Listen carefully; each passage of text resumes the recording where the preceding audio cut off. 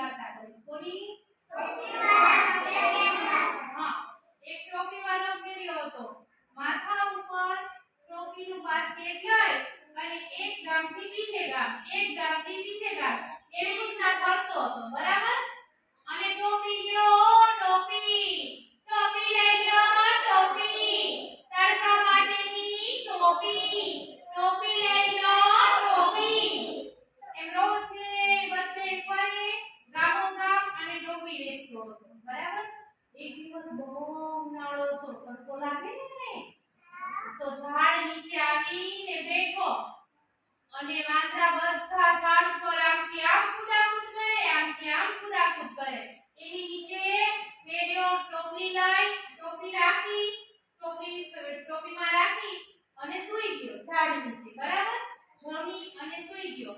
અને વાંદરા તો બધા એક ટોપી લઈ જાય, બીજી ટોપી લઈ જાય, એક ટોપી લઈ જાય, બીજી ટોપી લઈ જાય. બધાય વાંદરા પોતપોતાની માથે ટોપી પહેરી લીધી અને બધાય વાંદરાએ ટોપી લઈ લીધી. બરાબર? ફેર્યો તો ઉઠ્યો ને તાઈને કે આ ટોપી બધી ક્યાં વઈ ગઈ હશે? આ ટોપી કોને મારી લઈ લીધી હશે?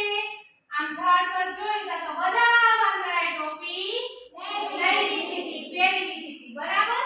પછી ફેરિયાએ કીધું બધા ટોપી આપી દો ને તોય વાંદરાએ ટોપી ન આપી. બરાબર?